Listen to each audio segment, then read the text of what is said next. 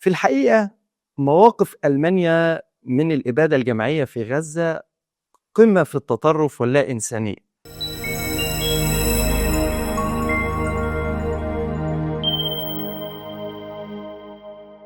أهلا بكم، أنا حسام جلال ومرحبا بكم في إنحاز فكرة. من بداية أحداث 7 أكتوبر 2023 وفي سؤال بيتطرق إلى ذهن الكثيرين، هو ليه ألمانيا موقفها مؤيد لإسرائيل بهذه القوة في الأحداث؟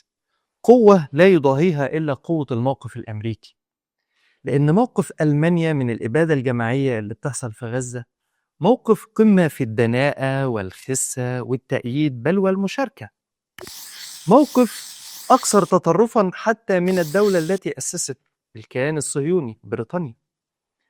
هو ليه ألمانيا أكثر الدول الأوروبية قمعا للمظاهرات اللي بتؤيد إقامة دولة فلسطينية أو ضد الإبادة الجماعية اللي بتحصل في غزة؟ هو ليه ألمانيا بتستحوذ على نصيب الأسد في الصادرات الأسلحة لإسرائيل؟ لأن 30% من واردات إسرائيل من الأسلحة بتيجي من ألمانيا.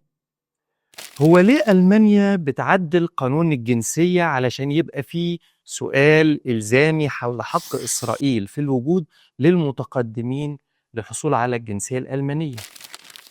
هو ليه في الوقت اللي دول أوروبية كتير بتراجع موقفها من الكيان أو بتنتقد الإبادة الجماعية أو بتعترف بالدولة الفلسطينية، نلاقي إن مواقف ألمانيا وتصريحات سياسيها قمة في التطرف وعدم الإنسانية؟ في الحقيقة مواقف ألمانيا من الإبادة الجماعية في غزة قمة في التطرف واللا إنسانية، وتعالوا بينا نستعرض بعضها.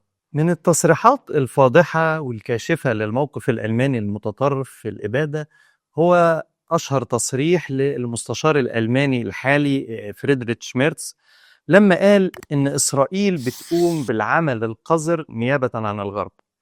طبعا ميرتس هو صدق وهو كذوب، لأن إسرائيل بتقوم بهذا الدور من بداية تأسيسها، وأول مرة قامت بيه لما اشتركت أو تطوعت في الاشتراك مع بريطانيا وفرنسا في العدوان الثلاثي على مصر.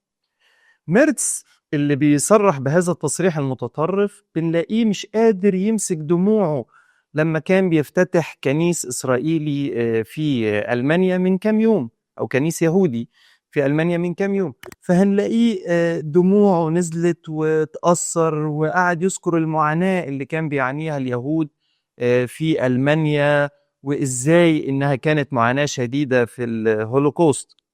طيب هو الإبادة اللي بتعملها إسرائيل اللي يا أستاذ ميرتس مش اللي بتتم بسلاح ألماني دي ما فيهاش معاناة؟ ولا الفلسطينيين دول بشر أقل درجة زي أهل ناميبيا اللي أبدوا 3/4 أهلها في بداية القرن العشرين؟ هنلاقي برضو إن المستشار الألماني السابق لميرتس اللي هو أولف شولتز كان ليه تصريح مؤيد جدا لإسرائيل بعد أحداث 7 أكتوبر، لما قال إن ألمانيا لها مكان واحد هو بجانب إسرائيل. وكان تاني أكبر مسؤول يزور إسرائيل بعد أحداث 7 أكتوبر كان تقريبا بعد رئيس الوزراء الروماني لإظهار التأييد والدعم لإسرائيل. وزيرة الخارجية الألمانية أنالينا بيربو اللي هي بتنتمي لحزب الخضر، وده حزب بيهتم بالبيئة والمناخ والسلاحف البحرية والكلام الجميل ده كله، ليها تصريح متطرف جدا بتشرعن فيه للإبادة الجماعية في غزة، لما قالت إن المناطق المدنية للفلسطينيين لن تتمتع بوضعها الخاص بسبب وجود الإرهابيين، فهي هنا بتشرعن لقصف المستشفيات والمنازل والمدارس. وده تصريح بيعمل نوع من الغطاء السياسي لإسرائيل كانت محتاجاه إسرائيل في الوقت دوا، اللي هو وقت قصف المستشفى المعمداني والمستشفى الأندونيسي وغيرها من مستشفيات غزة، وكانت إسرائيل بيتم نقدها نقد شديد في الوقت ده على مستوى العالم. يعني احنا دلوقتي قدام دولة مش بتؤيد بس الإبادة الجماعية اللي بتحصل في غزة، لا هي بتشارك فيها سواء بالسلاح أو بالغطاء السياسي اللي بتعمله لإسرائيل في إبادتها الجماعية. ألمانيا دايما كانت بتفسر هذا الدعم لإسرائيل بأنها بتكفر عن ذنبها في إبادتها الجماعية لليهود أيام الهولوكوست وهتلر، طيب هل معقول إن دولة عايزة تكفر عن ذنبها في إبادة جماعية عملتها في حق اليهود تروح تؤيد اليهود أو الصهاينة في إبادتهم الجماعية لأهل غزة؟ كلام مش منطقي. في الحقيقة ألمانيا وإسرائيل، أو العلاقة ما بين الصهيونية وجذور ألمانيا النازية، هي علاقة وطيدة، وعلى عكس ما يعتقد الكثيرين إنها علاقة صراع، فهي للأسف لا، علاقة تعاون، وتعاون كبير تاريخيا. وده اللي هنحاول نجاوبه خلال الحلقة بتاعتنا النهاردة. ويلا بينا نشوف السر وراء الدعم الألماني اللامحدود لإسرائيل. في عام 1981 أصدر الروائي الأمريكي اليهودي المشهور جورج شتاينر روايته المثيرة للجدل نقل AH إلى سان كريستوبال. وAH هي اختصار الأحرف الأولى لأدولف هتلر. بيتخيل فيها جورج شتاينر إن أدولف هتلر لسه عايش وهربان في أمريكا اللاتينية، وفي مجموعة من ضباط الموساد أو صائدي النازيين وصلوا ليه وقبضوا عليه وقتلوا الحارس بتاعه وقدموه للمحاكمة. وأثناء تقديم هتلر للمحاكمة جات له الفرصة إنه يدافع عن نفسه بنفسه.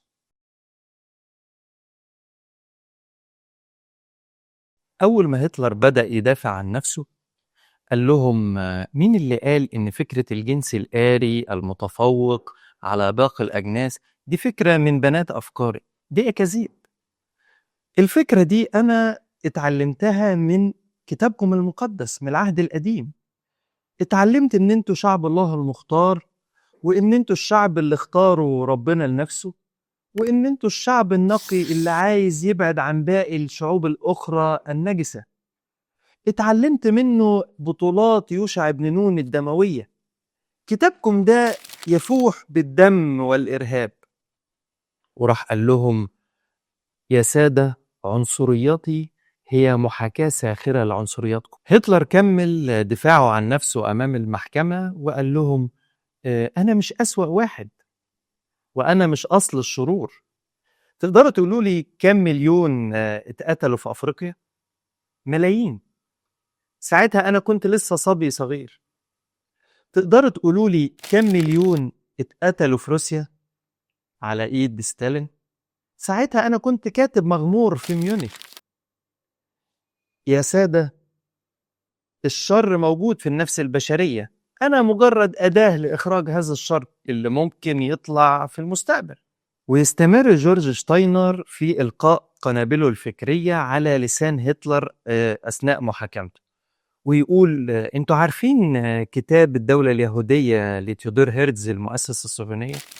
الكتاب ده أنا قريته بعناية، ولما قريته لقيته أنه بيخرج من أعماق بسمارك مؤسس الإمبراطورية الألمانية، لأن المشروع الصهيوني لهرتزل هو ملهم أو استلهم مشروعه من النموذج السياسي القومي للدولة الألمانية.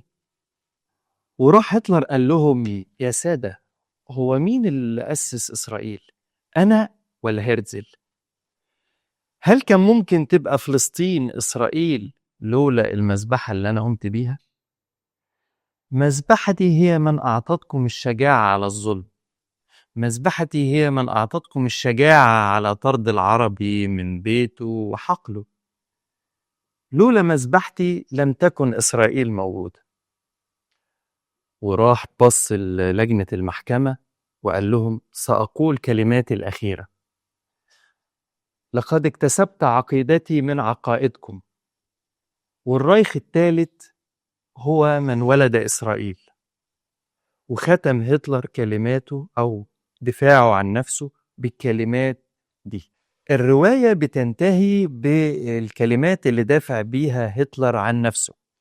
وفي الحقيقة رواية نقل هتلر إلى سان كريستوبال لجورج شتاينر هي رواية مهمة جدا لفهم العقلية النازية والصهيونية، خصوصا إنها صادرة من كاتب وروائي مرموق بيدرس في جامعة كامبريدج من أصول نمساوية، يعني ابن البيئة اللي عانت الهولوكوست ونقدر نقول بلديات هتلر، لأن أبوه وأمه كانوا في فيينا وهربوا بيه إلى فرنسا هربا من النازي والهولوكوست. فبالتالي جدير بالاهتمام إن احنا نشوف رأي كاتب يهودي عانى هذه المعاناة وعاش فيها. فنلاقي إنه خلال الرواية زي ما ذكرنا هو بيحاكم النازية والصهيونية، وشايف إن العنصرية والدموية والأساس العقائدي للنازية والصهيونية هو واحد، وهو العهد القديم أو التوراة اللي بيستمد منهم اليهود عقائدهم. جورج شتاينر برضو شايف إن المشروع الصهيوني هو منظومة مشابهة للدولة القومية الألمانية اللي أسسها بسمارك، بل إنه شايف إن النازية ما هي إلا محاكاة علمانية للصهيونية اليهودية. والحلقة الجاية إن شاء الله هنحاول نقدم محاولة أخرى لفهم ما يربط النازية والصهيونية سواء فكريا أو تاريخيا. شكرا لكم، السلام عليكم ورحمة الله.